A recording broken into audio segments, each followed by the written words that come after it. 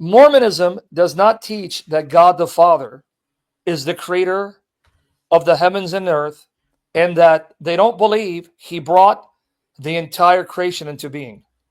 They do not believe what they call, to sound intelligent like divine mercy, creatio ex nihilo, creation out of nothing. So they don't believe he's the creator God. You guys don't know this about Mormonism. Don't take my word for it. Go and ask a Mormon apologist. In your view, did the Father create the entire creation from nothing and brought the creation into being from nothing? No. They believe God the Father was a man. So that means there was a creation before him, and he was elevated to godhood, and then he took matter that already existed and shaped and formed it with the other gods that accompanied him. This is not the same concept of the Judeo-Christian belief of God as a personal creator who created all things from nothing, brought the entire creation into being from nothing, and sustains it. So under that view, Islam actually is closer to Judaism, Christianity, because Muslims will tell you God created everything from nothing, the creator of the heavens and the earth.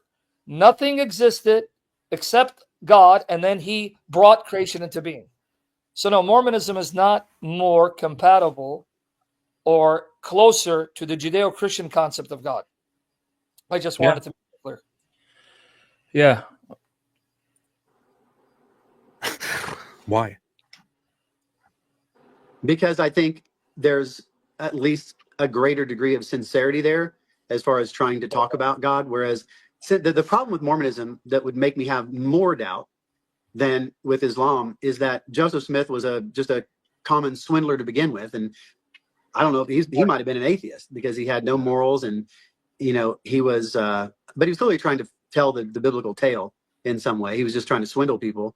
But the lack of sincerity there with Joseph Smith could be a problematic mental representation that could cause troubles for reference. Though I think ultimately, I think Mormonism is not based really on Joseph Smith's thoughts. It's based on the books of Mormon, which clearly are, purportedly taking up from the biblical narrative. Whereas I think in Islam, I think the founders of Islam were much more sincere in wanting to advocate for monotheism over the polytheistic and henotheistic. Yeah, that's not a good response over there. Well, the last part was starting to get somewhere. The monotheistic understanding. Yeah, he started with an okay answer. He started that, well, Joseph Smith's less sincere than Muhammad. How does he know that? Right. Exactly. Well, I mean, how do you know Muhammad was more sincere than Joseph Smith or vice versa? That's not a good argument to reject one or accept one as being closer to the Judeo-Christian concept of God than the other. Let's say they were both sincere. That's not an argument. No, that has nothing to do, with the topic. I don't know why you even brought that up. If they're both sincere or Muhammad is more sincere than the other. I mean, it just doesn't make any sense. Yep. Now, I don't want to say anything else because I think you want to say something divine and you want him to finish his point, because I have more to say there, but I'm just... No, go for it. I believe I agree with what you said prior to what we just heard. He actually ended up touching on it ever so a little bit. He spoke of monotheism, which is the right approach, right? But I mean, dude just didn't give a real answer, to be honest. Yeah, that's sincerity. What does sincerity got to do? Yeah, what the hell is that? And how do you determine that? I mean, you're assuming that what you read about Muhammad are accurate sources on the life and character of Muhammad. But even when you read those sources, Muhammad does not come out looking like a sincere person. He comes looking like a demonized narcissist, misogynist, right, who elevated himself to the level of God. We can get into that. But yeah, that's not a good argument. The argument is because according to the Judeo-Christian concept of God, and I want you guys to understand, we believe there's a personal creator God, no beginning, no end, who created all things from nothing, right, brought the entire creation into being, and sustains all creation. Mormons don't believe that about God the Father. let me repeat. Mormons do not think the Father has always been God without beginning, without end. Don't take my word for it. Go to their website. They don't call themselves Mormons anymore. They call themselves Church of Jesus Christ of Latter-day Saints. Yeah, right, Latter-day Saints. You have Satan's soldiers and disciples can be called saints, then yeah, you can call them saints. But they say he was a man. He was elevated God. And in fact, I asked the Mormon, I've asked several Mormons, so the Father is not the first God. Meaning, if you believe the Father was a man and he was elevated to godhood, became God, Right. that means there must have been a God ahead of him, above him. Yeah. I go, so then who is the original God? Who is the God that brought this into being? They go, we don't know. That's their answer. We don't know because we are not told. So God the Father is not the original God. A man who was brought into being by some divine entity, and he was elevated to godhood, but we don't know any other God beyond him because that's not part of the revelation. Joseph Smith didn't tell us. Brigham Young didn't tell us. Our prophets didn't tell us. They don't tell us. But obviously, if he was a man, that means creation already existed because he lived on a planet. In fact, they say that God the Father lived on a planet called Kolob, Kolob, and that God the Father, elevated to godhood, still has a body of flesh. They call him a personage of flesh. And he has a consort. They call her Heavenly Mother. And I got articles quoting their official website. They don't know much about the Heavenly Mother. They just know she's there. So the implication is that this Heavenly Mother sired all these children, because in Mormonism, this God, who was a man, who became God, has a heavenly wife, because she's the Heavenly Mother, and they have children. And these children are born as spirits. The first child born is Yahweh, Jehovah, who then becomes the man Jesus. I just want you to understand. So if you ask the Mormon, who was the first offspring of Heavenly Mother and God the Father? Yahweh, Jehovah. Who is that? Oh, that's the one who becomes the man Jesus. In Mormon teaching, all of us were there as spirit children of God the Father and Heavenly Mother. We were then sent into these bodies so that, like God the Father, we can achieve godhood and become our own gods and have our own planets. That's their Mormon teaching. So you got to go through the Mormon ritual. One of their other children, who is Jehovah's younger brother, is Lucifer, whom we know as Satan. So just to give you how weird this theology is.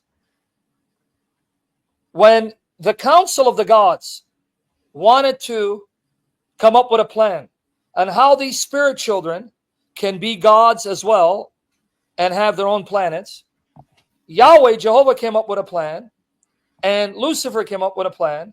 Lucifer said, send them into flesh bodies, and I'm going to force them to do your will so they can become gods. Jehovah said, no, that's Jesus, before he became the man Jesus. We will give them free will. And if they fail to live up to the standard of God the Father, then Jehovah said he would come and then would atone for them. So the Father liked Jehovah's idea. He didn't like Lucifer's idea. Those who liked Lucifer's idea rebelled, and their punishment was they would not be allowed to come into the world and be born as human beings. All who agreed with God the Father and Jehovah, they were sent to become human beings so he can become gods. That means I was there and I agreed with Jehovah. Those who didn't agree with Jehovah remain as spirit beings, and those are the demons. This is what they teach. How is that compatible with the Jewish belief God is distinct from creation, a personal creator that brought creation into being and sustains it, which is what Christians believe, which is what Muslims believe? That's how you answer the question. Exactly. Do you have anything to say, James? Or No, I just How can you go after what Sam just said, man? So to be honest, if that's the case, right, and now that we understand what Sam just said, if that's the case, what Trent said is true, but not due to sincerity. Obviously, not due to sincerity, but for other reasons, right? Just But y'all know what's funny? yeah, brother. Yeah. The Council of Gods is No, the no. Council of Gods. Share my screen. I'm going to show you the articles. Share my screen. I got you. Okay, hold on. You got it? I got you. Hold on, Okay, funny. Okay. Let me see what it is. Okay, which one is okay? Right here. Now watch here. You go to my blog right here. Documentation here. Boom. Let me enlarge the screen. It's all there, and I got it from their official website. They have a website. All their I'm aware that their main religious books are there because they don't just follow the Bible or the Book of Mormon. They have the Pearl of Great Price, Doctrine and Covenants. They have a lot of stuff. But so right here, you put in Mormonism, Heavenly Mother. Right here. The Mormon, Satan, and premortality. Premortality means we all, if we're in the flesh, means that we were there as spirits. We agreed with the counsel of Jehovah, and we were sent in the flesh to become gods. But we must choose. Now, part of the deal was that when the Father sends us into the flesh, our memories of our past life would be erased. That's why we don't remember. Are these pre-existent forms, Sam, in essence? Well, they don't call them forms, but yes, like the Platonic ideals. Yeah, but okay. I was wondering. You're a soul. Yeah, but if we want to trace it historically to but Joseph Smith, I don't think he was that smart to know about. You give him too much credit. Maybe. I don't know. Right? You get what I'm saying? It does sound like Neoplatonism. Yeah.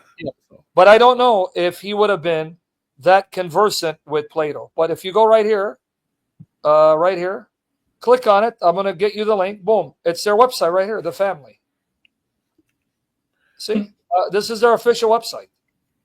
So when you go here, you'll see, in their own words, you have a heavenly mother, mother in heaven. They tell you we don't know much about her. We don't pray to her, but we know she's there. And then they'll tell you the plan. Mother in heaven. So I'm not making it up. And they have their own version of Genesis, right? In the book of Abraham, where it says, and the gods said, let us make man on our image. And the gods made man. They take Elohim to be plural, and it's referring to the gods working together to create, not God by himself. Damn. So they believe that that mother is God as well as the father? That's the whole point here. If you Masha go here, Yeshua, brother. Masha Yeshua. Masha Yeshua here. Now, I'm going to get you the link to the first one, but if you go here, see, Joseph Smith says that there were gods. Elohim means gods, and the head of them was the Father. And then these gods came together to make man. Joseph Smith Papers. And then here, Pearl of Great Price, the book of Abraham. Right here, it says, those who are with him, we will go down, for there is space there. Notice, matter already exists. And we will take of these materials and we'll make an earth whereon these may dwell. These are the gods talking about fashioning matter. The gods. And then the Lord said, let us go down. And they went down at the beginning, and they, that is the gods, organized and formed the heavens and the earth. And the spirit of the gods was brooding upon the face of the waters. You see it? And if you read your Bible, Genesis 1, it says, and God said, let there be light. Their translation or their version, and they, the gods said, let there be light. And they, the gods, comprehended the light. See what they did with Genesis? So let me get you the link here to the first one, Heavenly Mother. You could go through this and see.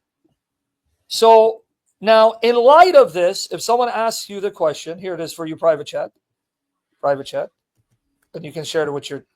If someone asks you the question, which concept of God is closer to Eastern Orthodox, Catholic, Christian concept, the Jewish concept? Which concept? Mormonism, Islam, you better believe it's Islam. That's just a fact. We had to categorize verses in these 10 different categories. So I've read it 3 times back to back, very, very analytically. When I looked for my really nice Quran, I couldn't find it. When I was doing a lecture tour of Iran, I got a really, really beautiful Quran, parallel English, Farsi, and Arabic. Some parts of the Quran are very beautiful. My buddy and I, when I was reading the Quran for this book, a buddy of mine decided to read it just for his general knowledge. He ended up being a groomsman at my wedding, and he had like Quran memory verses. So there's parts of it that are quite good. Now, I despise Islam. I despise Islam. I think in fact, people sometimes ask me, because I do stuff on the problem of evil and other objections to the existence of God, they'll say, what makes you most doubt your faith? What threatens your faith more than anything else? And I say, Islam and Mormonism. And they're like, what are you talking about? Those things are both totally lacking in any intellectual foundation whatsoever. And I'm like, yeah, exactly. And the fact that God would allow millions and millions of people, and now billions of people, to believe these idiotic, false teachings really, like, existentially bothers me. Like, that's a threat to my faith in the way that the standard problem of evil just never is. I can't stand these views, but that doesn't mean I think that it's because, but the reason that I can't stand them is because they're teaching false things about God. But there's two parts to that. They're teaching false things, and they're teaching false things about God. And if they weren't talking about the same God, then I would just say, oh, look at these silly fiction books, and it wouldn't bother me. So But it does bother me. So what do you guys think? Go ahead, Divine. You wanted to say something. I don't want to keep you talking. You guys got to chime in. I mean, there is some truth to what he said. He said there are false things, and then there are false things about God. And so anything that we derive from any book that is good, and the standard of good is God, then we can't say those things themselves are bad. Those things themselves, if they're good, then they can only be from God, right? But I see what he's saying. He's trying to make the distinction. He's trying to say, well, I can derive some good out of this even though I hate it. He's just poor at communicating the message, man. Yeah.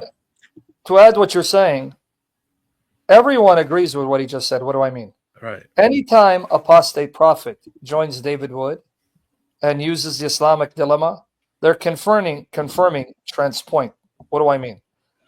What Trent is saying is, because the Quran is the result of Muhammad interacting with Jews and Christians, if you take Muhammad as the conduit of the Quran, if you go with modern scholarship, some question it, but we'll go with the traditional narrative. I need you to listen to this so I understand the argument. Because the Quran is the byproduct of Muhammad's interaction with Jews and Christians and pagans, Right. and hence produces the Quran, he is taking a lot of Christian theology, a lot of Jewish theology and its various manifold mutations, because he's not hearing necessarily from Orthodox Christians. He'll hear from Orthodox Christians, heretical Christians, but he can't differentiate between any of them. So Right. he hears what they say about God, about Jesus, and he hears their stories. And you can tell he's hearing it orally, because when he goes to then recite and have those stories written down, they contradict what we find in the Bible and even jumble up what we find in what we call the apocryphal traditions. What do I mean? You Christians got to learn this. 2nd, 3rd, 4th, 5th, 6th centuries, Christians were writing stories to fill out the early childhood of Jesus and what Jesus did from the age of 12 to 30. Because if you look, Jesus is born. Luke mentions that, 12 years old, he's in the temple for Passover. Nothing in between. From the time he's born, from the time he's 2 years old, from the time he has to flee to Egypt because they're trying to kill him, and then Joseph brings him back, to the age of 12. Nothing. Then from 12, we jump to 30. Nothing about what Jesus did from 12 to 30. So the Christians, having a creative imagination, started coming up with stories about what the boy Jesus did and the teenager Jesus did. And Muhammad is hearing these stories and then thinking they're part of the revelation. He includes them in the Quran. What's that mean? That means whether you like it or not, the Quran is assuming the Bible. The Quran is assuming Christian traditions and stories and theology. Likewise, Jewish traditions and stories. How do we know? How many times does the Quran mention the story of Moses and the Exodus and Pharaoh? How many times does it mention Abraham And how many times does it mention Isaac and Jacob and Jesus? You're telling me the Quran wasn't the production of Muhammad's dealing with Jews and Christians when you find so much biblical material in the Quran garbled up, jumbled up? Right. So his point is this. This is what his point is. The Quran, by aping Christian theology, is obviously going to have true things to say. Which Christian would be stupid enough to say the Quran is wrong when it says Maryam conceived Jesus as a virgin? Who's going to deny that? Which Christian is going to say the Quran is wrong when it says Isa, who's supposed to be Jesus, is the word of Allah? Allah's word that was sent down, a spirit from him. Which Christian is going to say the Quran is wrong when it says Jesus raised the dead or gives sight to the blind or cleansed lepers? Any Christian going to say that? No. No. This is what he's talking about. He's saying there are truths in the Quran that are God's truth. Like Divine said, all truth is from God because God is the source of truth. Anything true, he's a source of it. Right. What Satan does, he'll take the truths of God and mix them with lies. But what we do is we go reclaim those truths in the Quran to bring them to the fullness of the truth. That's what he's saying. As a preparation, right? Just like the document says, as a preparation, yeah. And anytime apostate prophet tells you the Quran confirms the Bible, he's saying he agrees with Trent. Why? Because, wait, AP, you can't have your cake and eat it too. If you're telling me Allah of the Quran is not God, unlike the Jewish God, because they have a shared scripture, the Old Testament, but the Quran, you're telling me, confirms the Bible, which means it's assuming the Bible, which means that it's assuming that the God of the Bible is the God of the Quran. That's the starting point. But if you're going to tell me, no, all of the Quran is not God, then why are you quoting the Quran to show that the Quran says that Allah sent down the Bible and preserved it, and you must judge by it? Now, can you worship God and be in sin, worship God and commit abominations so that you're still worshiping God, but you're in such wicked sin, your worship to God is disgusting, but it's still worship to him, but he doesn't want to accept it. Yeah. Okay. Isaiah 1, 9-17. See, she goes, I was told this once by a Marcionite. You see it? If the Lord of hosts had not left us a few survivors, we should have been Sodom and become like Gomorrah. Hear the word of the Lord, you rulers of Sodom. Give ear to the teaching of our God, you people of Gomorrah. What to me is the multitude of your sacrifices? Now look what he's saying. God is the one who commanded them to offer sacrifices, to offer incense and prayer and observe the festivals. He's saying, now stop. Now, if you ask the Israelites, are you sacrificing to a false god? We're sacrificing to Yahweh, dude.